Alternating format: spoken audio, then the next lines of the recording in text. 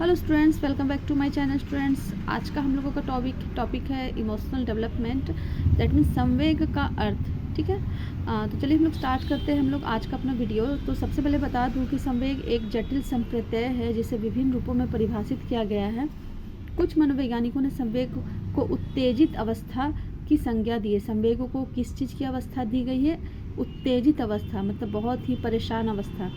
कुछ अन्य मनोवैज्ञानिकों ने संवेग के अनुभव पक्ष पर बल दिया है, जबकि कुछ ने व्यवहार पक्ष पर बल दिया है। लेकिन संवेग की अधिकतर जो परिभाषा है वो संतोषजनक परिभाषा पीटी यंग 1943 ने दी है। उनके अनुसार संवेग व्यक्ति के तीव्र उपद्रव की अवस्था है, उपद्रव की। तब संवेग से हम लोगों को क्या पता चलता है?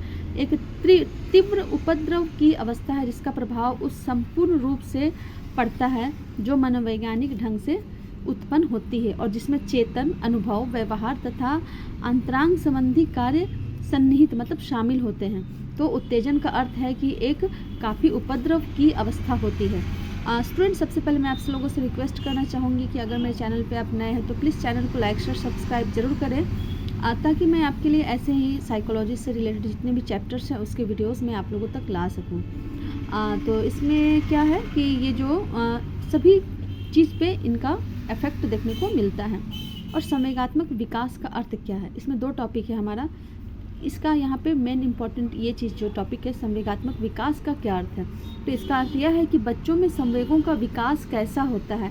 क्रोध है, भय है, खुशी है, घृणा है आदि, ये सभी को ही हम लोग संवेग कहते हैं। जन्म के समय बालक में कोई निश्चित संवेग नहीं होता है। ब्रिजेस जो साइकोलॉजिस्ट है उनके अनुसार जन्म के समय बालकों में केवल सामान्य उत्तेजन की स्थिति पाई जाती है।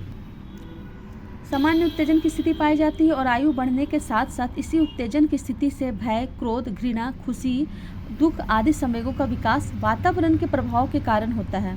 ठीक है, अतः संवेगात्मक विकास का अर्थ है संवेगात्मक विकास के ऐसे पक्षों को निर्धारित करना जो बढ़ती हुई आयु के साथ बदलते जाते हैं, जैसे कि संवेगात्मक प्रतिक्रियाओं, संवेगों की संख्या तथा संवेगात्मक अभिव्यक्ति में बढ़ती हुई आयु के साथ परिवर्तन घटित होता है।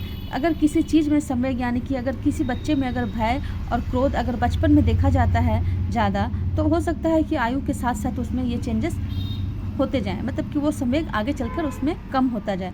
संवेगात्मक विकास के अर्थ का तात्पर्य इन्हीं पक्षों के आकलन से है, मतलब कि ये जो भय, क्रोध, घृणा, ये सभी हमारे संवेगात्मक पक्ष के पहलू हैं। और संवेगात्मक विकास के प्रतिरूप मतलब पैटर्न्स ऑफ इमोशनल डेवलपमेंट, ये क्या है, इस टॉपिक को भी हम लोग यहाँ पे डील करने जा रहे हैं। ये जो हमारा टॉपिक है पूरा संवेगात्मक इमोशनल डेवलपमेंट से रिलेटेड है, इसमें सारे टॉपिक्स को इसमें डील किए जाएंगे। तो संवेगात्मक विकास के प्रतिरूप का उद्देश्य यह निर्धारित करना है कि बच्चों में विभिन्न संवेगों का विकास किस क्रम या अनुक्रम में होता है। ठीक है ना। इस संबंध में ब्रिजेज का विचार अधिक मान्य है, मतलब कि उनके विचार जो भी हैं उनको अधिक सराहा गया है। ब्रिजेज के अनुसार आपको याद रखना है इस चीज़ को कि जो भी साइकोलॉजिस्ट है उनके नाम को मेंशन जरूर करना है।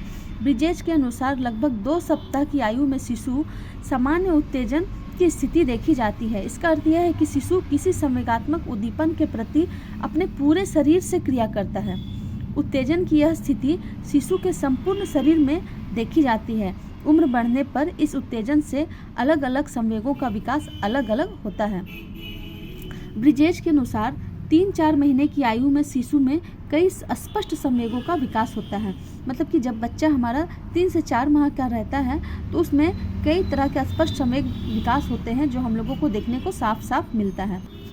इनमें दुख तथा आनंद के संवेग मुख्य है। लगभग 6 महीने की एक बात आपको याद रखना है कि जितने भी एज मेंशन किए रहते हैं इस एज को आपको अच्छे से याद करना है, क्योंकि अधिकतर क्वेश्चंस में इसी एज से क्वेश्चन बनते हैं कि लगभग 6 महीने की आयु में भय, क्रोध तथा घृणा के संवेग विकसित होते हैं। इसी तरह 12 से 18 महीने की आयु में अनुराग का संवेग विकसित होता है। फिर 2 वर्ष की आयु में हर्ष का संवेग विकसित होता है, मतलब बच्चा खुशी के भाव को प्रकट करना सीख लेता है। जो हमारे साइकोलॉजिस्ट ब्रिजेज हैं उनके अनुसार संवेग का विकास इसी अनुक्रम में होकर 2 वर्ष की आयु तक चलता रहता है। सभी प्रमुख संवेगों के विकास में यह अनुक्रम देखा जा सकता है। इस प्रकार हम कह सकते हैं कि 2 वर्ष की आयु तक सभी प्रमुख संवेगों का विकास पूरा हो जाता है। ये एक इम्पॉर्टेंट टॉपिक है कि संवेगों का विकास एक बच्चे में कब तक पूरा हो जाता है। तो 2 वर्ष की आयु तक बच्चे में जो है संवेगों का विकास पूरा हो जाता है। अतः संवेगात्मक विकास के प्रतिरूप स्पष्ट रूप से 2 वर्ष की आयु तक देखने को मिलता है। इस आयु के बाद संवेगात्मक विकास वातावरण तथा सीखने के प्रभाव के कारण संवेगात्मक परिमार्जन में बदल सकता है, जिसका कोई निश्चित रूप नहीं होता है।